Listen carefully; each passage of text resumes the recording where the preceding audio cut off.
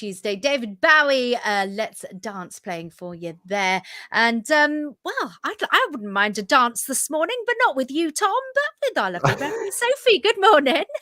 Did we do that last time, Gina? Didn't we? Yeah, well, I was thinking, what was the song that we were dancing to? It was Uptown Funk. Yeah, Uptown Funk. That's the one. Because it was just after I had managed to get the entire Diocese of St David's clergy dancing to Uptown Funk at a CMD day, minus a couple of grumpy ones. Was that the Cross Hands meeting? No, I think we were in.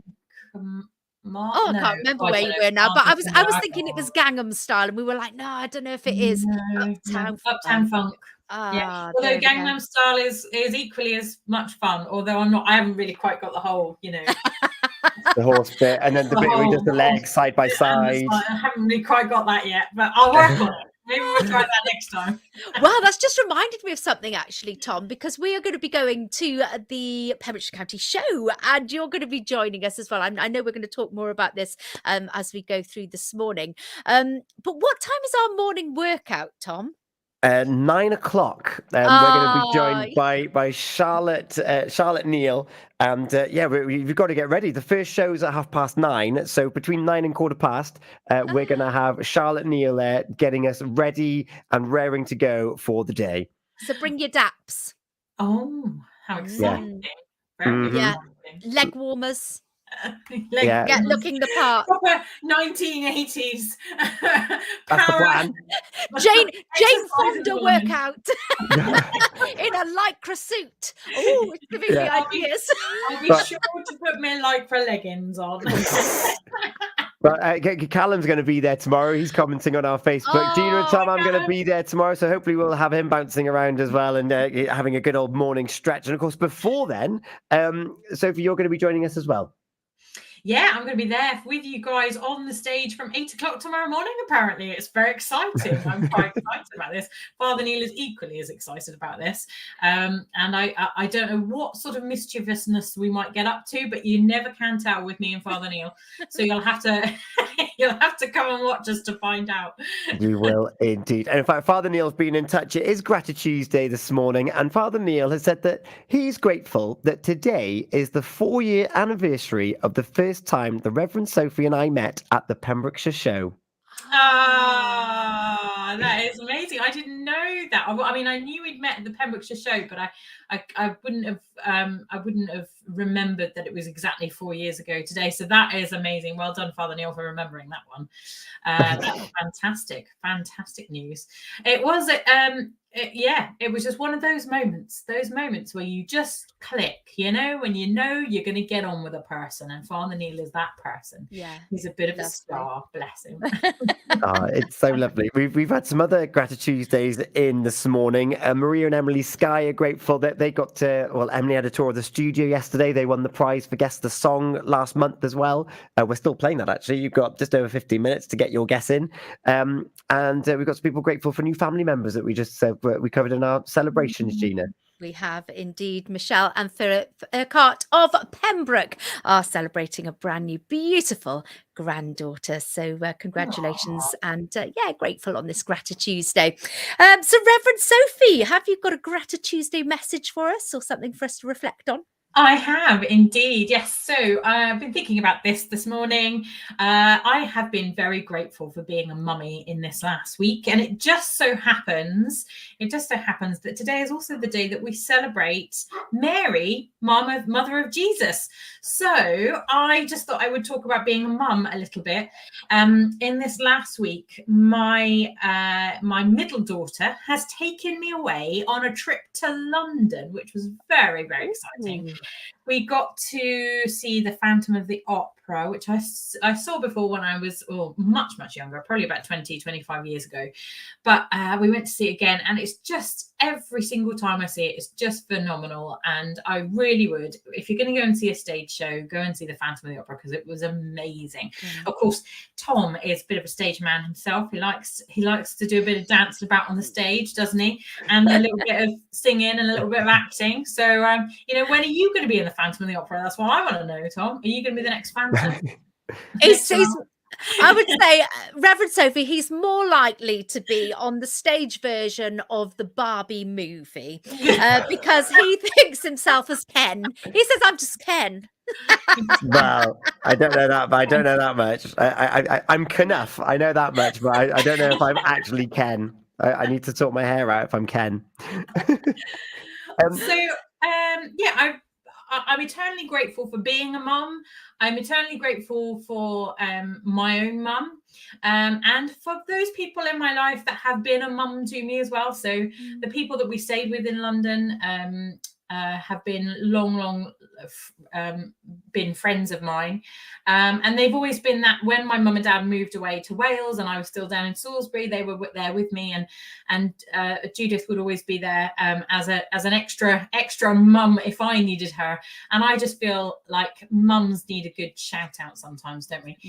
But also there are those people that it can be a bit sad as well. So that there are those times when mums are no longer with us, or perhaps we didn't have a very good mum, and that's often the case, sadly, or perhaps our mums struggled themselves.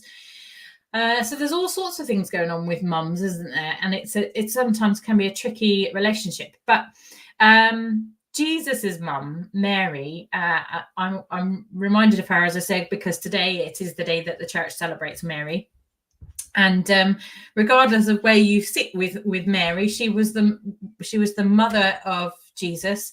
And here is a woman who was very young when she became a mum. She was probably only 13 or 14.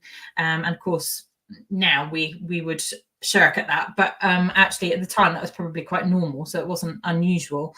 And she just, the Holy Spirit came and said, look, God wants to favor you in this way. He trusts you to bring up his son, to raise his son, the son of God. And what an undertaking that was. Not only was she undertaking to become a parent at such a young age, but she was undertaking to raise the son of God.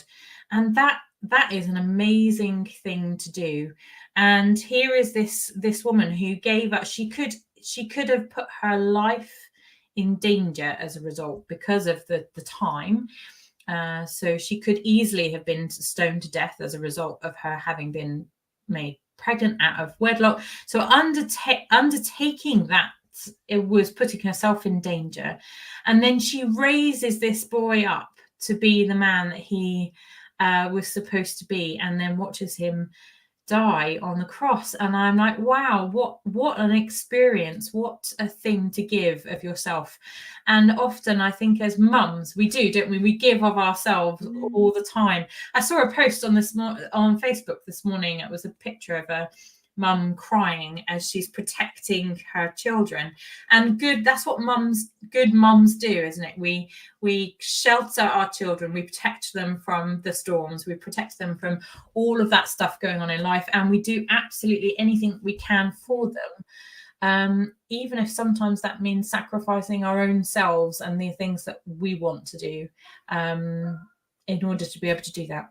So that is my Grati-Tuesday today. I'm grateful for Mary. I'm grateful for my mum. I'm grateful for my adoptive mums, as I call them. And I'm grateful that I am a mum. So there we are. That's where I'm at today. So lots of loves and thankfulness coming to all our mums right across Pembrokeshire today. Oh, thank you so much. Helen Marie's with us this morning as well. She's saying a very good morning to us all. Morning.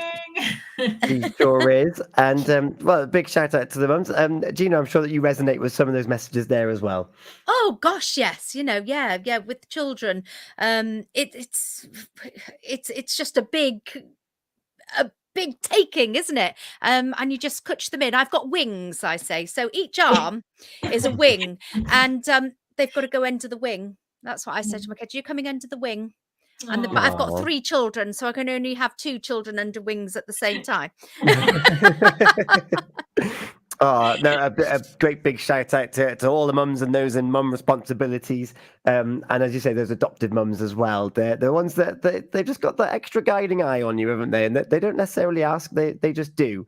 And but you know when they're in their presence. So thank you so much, Reverend Sophie, for sharing that with us. You're And very very much looking forward to seeing you tomorrow morning, bright and breezy. very bright, very breezy.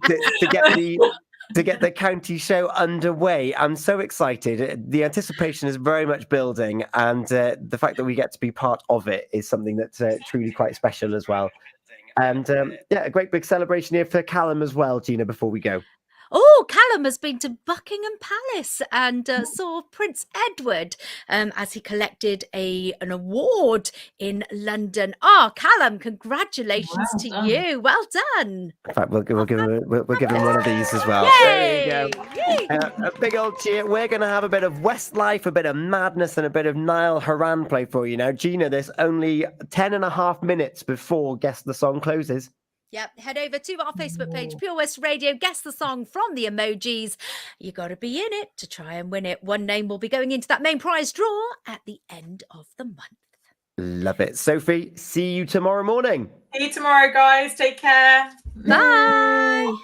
Never lose connection with your team again, thanks to Clever Eye Community.